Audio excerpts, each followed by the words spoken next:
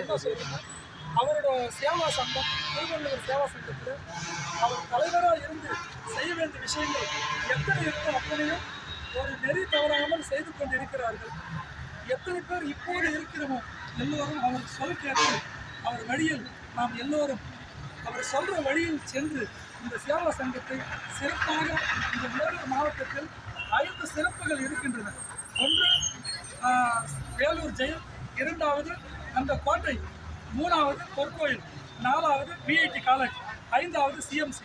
இந்த 5 சிறப்புகள் விட 6வது சிறப்பாக இந்த திருக்குறள் சங்கத்தில் சேர்ந்து நான் கிருஷ்ணராகிய நாங்களும் அந்த திருவள்ளுவர் சங்க தலைவர், துணை செயலாளர், துணை தலைவர்கள் எல்லோரும் சேர்ந்து 6வது சிறப்பாக வேலூர் செய்ய வேண்டும் என்று